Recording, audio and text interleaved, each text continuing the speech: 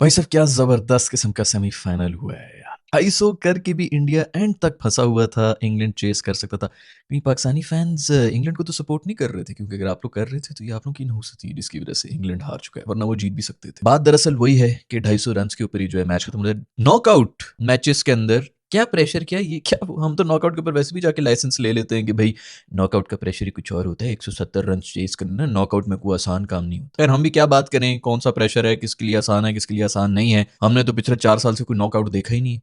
हमारे लिए तो नॉकआउट जो फर्स्ट राउंड होता है उसके अंदर ही एसोसिएट नेशंस ही बने हुए होते हैं।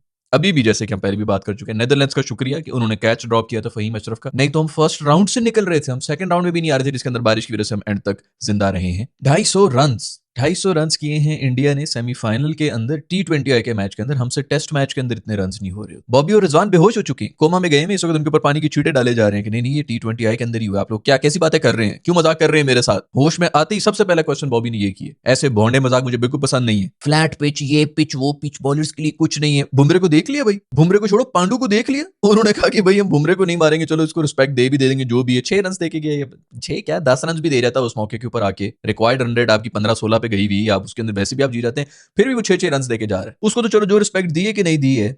अगला 19वां ओवर देखा अपने पांडु का, मतलब इंग्लैंड के पास उस वक्त कुछ भी नहीं था। उन्होंने कहा कि यार अब क्या विकेटों का क्या बचाना है, क्या नहीं करना, बंदा आपका सेंचुरी के ऊपर खड़ा हुआ है, जाके मारो जितने मारने। उनका बस चलता तो वो 55 रन बनाते 2 ओवर्स के अंदर, लेकिन नहीं बना सके। इसको कहते हैं दोस्तों डेथ बॉलिंग।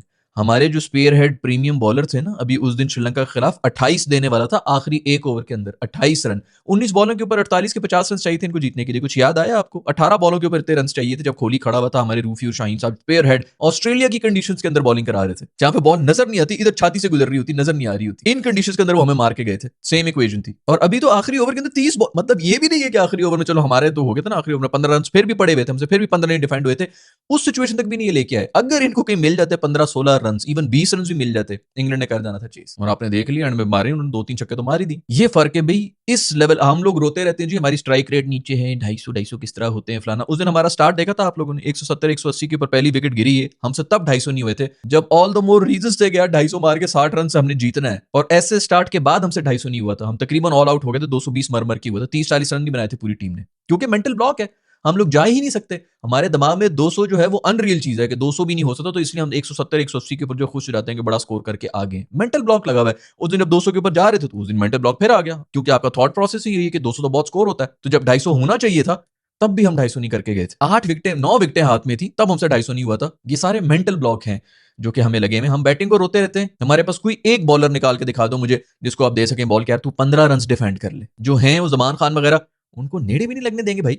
बीबीएल में गया है, उसने 2-3 मैचेस खेले होंगे, 2 के अंदर, एक में तो मेरा मैंने तो मैच ही बना था क्या, 3 मैचेस में से 2 के अंदर वो इंपैक्ट करा के आए, एक ओवर के अंदर। आखिर में मेरा कोई 7 रन भी उसने एक डिफेंड किया था आखिरी ओवर के अंदर। कितने लोगों ने बात की उसके बारे में? सबसे बड़ा प्रॉब्लम ही आपका ये, आपके डेथ बॉलर कोई नहीं। जमान खान के बारे में कोई बात ही नहीं कर रहा, क्योंकि वो जिनकी जगह पे आएगा उनको नहीं निकाल सकते। उनका इतना बड़ा पावा है कि उनको निकाल ही नहीं सकते। जो जो इनकी रिप्लेसमेंट बनने की कोशिश करेगा वो सर्किट से ही निकल जाएगा दोस्तों। शुरू से चल रहा था, वो जितनी मर्जी स्ट्राइक रेट के ऊपर जा रहे हैं इंग्लैंड वाले, शुरू से चल रहा था कि ठीक है पीछे 11 ओवर्स रह गए, लेकिन 3 इसमें बुमरे के हैं। और सारा का सारा आपका जो पूरा एक डिफरेंस रहा है पूरी गेम के अंदर, वो बुमरे का रहा है। लेकिन खैर जो मैच टर्निंग इवेंट थे ना, वो थे उनके कैचेस। अक्षर पटेल ने जो कैचेस पकड़े, एक भी कैच ऐसा पकड़ा होना तो आप जीत जाते हैं। उसने 2-2 कैचेस पकड़े। एक तो छक्का था जो कि उसने पकड़ा है, वो आउट हुआ है, वो कितने क्रूशियल टाइम के ऊपर कैसा कैच, अंडर प्रेशर कैसा कैच पकड़ा है। और जो पहले वाला पकड़ा था ब्रुक्स साहब का, इतना भाग के आप अगर मतलब उस एफर्ट भी कर लेना उसको रोकने की, उसी के ऊपर तालियां बज जाती हैं कि यार गुड एफर्ट। अगले ने पकड़ भी लिया और फिर छोड़ा भी नहीं, और ऐसा कमाल कैच पकड़ा है, वो भी ब्रुक्स साहब का पकड़ा है।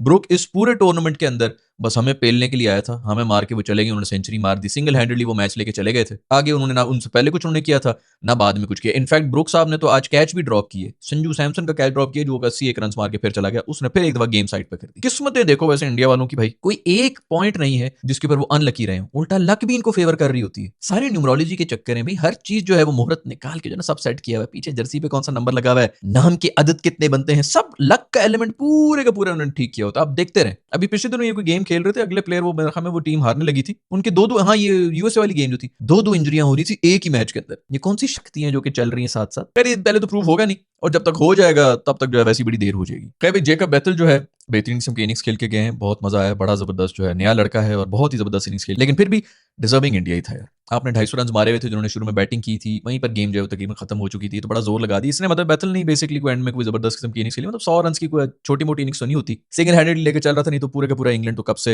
हार मान के निकला हुआ था। उनका जो टॉप ऑर्डर उनके सारे जितने भी एक्सपर्ट्स हैं वो आके शुरू में पावर प्ले के अंदर बेसिकली गंद करके निकल गए थे। ये जब भी इनकी ये इंडिया की जो मैं बैटिंग देख रहा था ना, जो नए बच्चे जो हैं इनकी, हमेशा मुझे लगता था कि यार फुलझड़ियां ही उड़ा रहे हैं, कोई बड़े लेवल के ऊपर आके किसी भी नॉकआउट स्टेज के ऊपर आके पैनिक करेंगे, अंडर प्रेशर जो है वो टूट जाएंगे, ये सब चीजें होंगी। और ये सब मैं तब कहता था जब संजू सैमसन नहीं था। वो बंदा जब से इस बैटिंग लाइनअप के अंदर आया ना, एक मैच्योरिटी आ गई है, वो खेल भी सकता है, मॉडर्न डे क्रिकेट भी खेलता है और मैच्योरिटी के साथ खेल रहा था। 2 मैचेस तो वो सिंगल हैंडेडली आपको जिता के ले गया है। अभी जो वेस्ट इंडीज वाला जो मैच था उसके अंदर 200 चेस कर रहे थे, ये छोटी मोटी बात नहीं होती, मस्ट विन गेम थी, वो भी नॉकआउट सिचुएशन ही थी, हाई प्रेशर था, आपके दूसरे एंड के ऊपर विकेटें भी गिर रही हैं और आप 200 ऐसे चेस करके गए जैसे वॉक इन द पार्क हो, कहीं पे कोई लड़खड़ाई भी नहीं, कुछ भी नहीं हुआ, सिंगल हैंडेडली वो भी लेके गया और इस मैच के अंदर भी सिंगल हैंडेडली वो आपको लेके गया है। ब्रुक्स आपके लिए तालियां होनी चाहिए, इतना खूबसूरत कैच उन्होंने जो है वो ड्रॉप किया था वहां पर, मतलब उसने तो फिर आगे जाके 50-60 रन मजीद मार दिए थे, जो भी 20 के ऊपर था जब भी था उसका कैच ड्रॉप हुआ था। लेकिन अगर यहाँ पे 20 रन भी कम होते इंडिया के, बाकी भी आके उनका रुकने तो नहीं था, उन्होंने आके मारना ही था, लेकिन अगर 20 रन भी कम होते तो इंग्लैंड जीत गया था। तो ब्रुक भाई इस पूरे टूर्नामेंट में सिर्फ हमें मारने के लिए आए थे, तो ऐसी कोई भैड़ी किस्मत है ना यार हमारी भी। स्काई के कैच की वजह से इंडिया जो है पिछला वर्ल्ड कप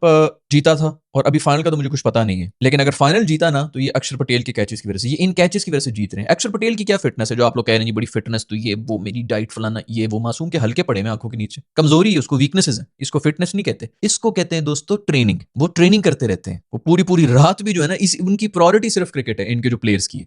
मैं 1000 दफा आपको बता चुका हूं भाई, ये पावर हिटिंग की बातें कर रहे हैं, एब्सोल्युटली जीरो एफर्ट के साथ इनकी बैट स्पीड की वजह से आपके जो छक्के जा रहे होते हैं, पूरे मोमेंटम से लेके आते हैं, एनर्जी ट्रांसफर करते हैं, बल्ले के एंड के ऊपर लेके आते हैं, बॉल लगती है, बॉल मैं कहता हूं 100 मीटर से नीचे रुक के तो दिखाए विद जीरो एफर्ट। बहुत फिट है, बहुत फिट है, इसमें फिटनेस को कोई लेना देना ही नहीं है, ये दिमाग है, बायोमैकेनिक्स है, जो कि हमें पता ही नहीं है। पूरे पाकिस्तान में इस वक्त आई कैन बेट यू एक भी बैटर नहीं होगा जिसको इस चीज के बारे में पता होगा कि किस तरह पावर जनरेट करती है। वो कोई फास्ट बॉलर्स को फिर भी पता होगा, वो भी अब खत्म हो गए खैर पाकिस्तान में, तो वो भी नहीं आ रहे हैं कि कैसे बॉडी को रोक के सारी की सारी स्पीड जो है वो पावर वो ट्रांसफर की जाती है बॉल के अंदर। वही सब चक्कर बैटिंग के अंदर भी होता है कि कैसे बॉडी को रोक के सारी की सारी पावर आपने बैट के अंदर ट्रांसफर करनी है।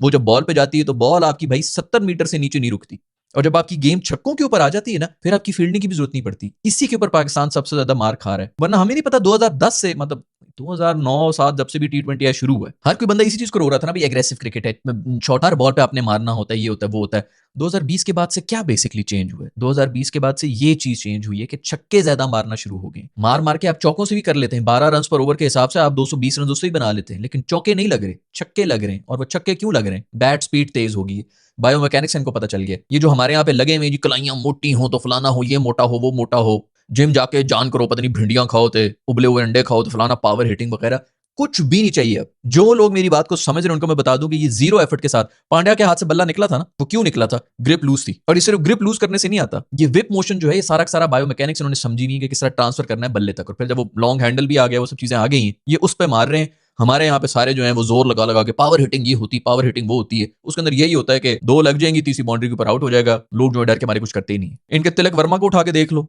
दुबे को उठा के देख लो, पांड्या को उठा के देख लो, जीरो पावर है उनमें, लेकिन सिर्फ बायोमैकेनिक्स के ऊपर मार रहे होते हैं। और जब तक पाकिस्तान को ये पता चलेगा ना, दुनिया पता नहीं कहां से कहां पहुंची होगी। मैं आपको हल्फन बता सकता हूं, पाकिस्तान के अंदर एक भी बैटर नहीं है जिसको समझ आ जाएगी कि मैं बात क्या कर रहा हूं। बैट स्पीड किस तरह बढ़ानी है, हैंड स्पीड किस तरह रोकनी है, किसी को कोई आइडिया नहीं है, और ये सब यही कर रहे हैं। निकल के आएंगी कुछ सालों के बाद, ये वीडियोस आ रही होंगी, तब मैं कह रहा हूँ 2 साल पहले मैंने आपको ये बताया था, पावर हिटिंग जी, मैं से छक्के मारूंगा, बॉल फट जाएगी, ये हो जाएगा। वो जोर लगा रहे होते हैं, पता चल रहा होता है, फुल जोर लगा के मारा है बेचारे ने, किल रहे हैं। हर एक बंदा इंडिया के अंदर इस वक्त बायोमैकेनिक्स के ऊपर मार रहा है, और जीरो एफर्ट के साथ, जीरो पावर के साथ। खैर बात हो रही थी यही कि ये जो कैचेस पकड़ रहे हैं इसके अंदर भी कोई फिटनेस नहीं चाहिए, इसके ऊपर सिर्फ मैच अवेयरनेस चाहिए और ट्रेनिंग चाहिए होती। 24 घंटे वो इन्हीं चीजों की ट्रेनिंग कर रहे होते। पता चल रहा होता है कि जब आपकी लाइफ के अंदर सिर्फ और सिर्फ एक एम है कि मैंने क्रिकेट के अंदर, मैंने उसको अपनी पूरी जान अब दे दी है, सुबह हो शाम हो रात हो वटेवर, मैंने सिर्फ क्रिकेट के बारे में ही सोचना है, और क्रिकेट के अंदर जिस तरह मैं इंप्रूव कर सकता हूँ अपने आप को करना है, वो नजर आ रहा होता है। बाउंड्री के ऊपर जो इनके उछलू कैचेस हो रहे होते हैं, आपके कितने निकलते हैं? 3 साल से मैं आप लोगों से पूछ रहा हूँ, पाकिस्तानी उछलू उछलू उछलू, अभी पिछले दिनों किसी ने उछलू कैच पकड़ लिया था, आधे से ज्यादा आप लोगों के मैसेज मुझे आया था, पाकिस्तान ने भी पकड़ लिया। भाई बहुत से लोग तो नाराज भी होते हैं कि अब खुश है हमने भी पकड़ लिया।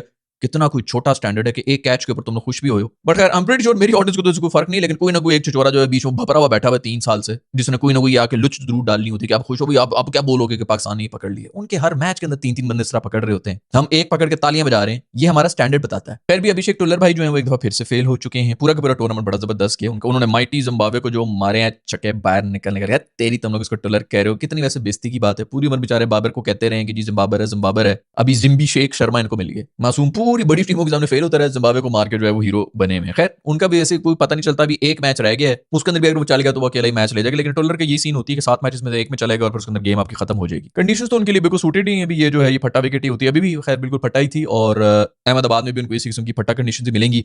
न्यूजीलैंड ने जो टीम खिलाई थी अभी पिछले मैच के अंदर, वो साउथ अफ्रीका तो पड़ गए थे। उनका वो एलन ने जो इनिंग्स खेली थी वो तो खैर बहुत ही अनरियल थी, 30 बॉलों के ऊपर आपने सेंचुरी मार दी, पीछे अगला क्या ही करेगा। तो गेम वहीं पर ओवर हो चुकी थी और दूसरा उनकी बैटिंग भी नहीं चली थी, कोलैप्स भी हो गया था। बट अगर अभी इंडिया के सामने इसी तरह ऑलराउंडर्स की टीम लेके गए तो बड़ा मुश्किल। वैसे देखा जाए तो इंडिया वाले भी ऑलराउंडर्स को खिला रहे होते हैं, न्यूजीलैंड वाले भी ऑलराउंडर्स को खिला रहे हैं, हमारे बेचारे हसन के पीछे हम पड़ेंगे क्योंकि हमारे ऑलराउंडर्स ही नलायक है। ये अभी आज फिर देख ले पांड्या को, उसने एंड में पांड्या ने ना सिर्फ बॉलिंग कराई बल्कि उसने बैटिंग में भी आके जो एंड में ये 20-25 रन ही फर्क रह गया था, आखिरी ओवर के अंदर 30 रन चाहिए थे। यहाँ पर अगर 15 रन चाहिए भी होते ना, 15 रन भी कम होते हैं इंडिया के, तो मैच निकल गया था उनके हाथ से।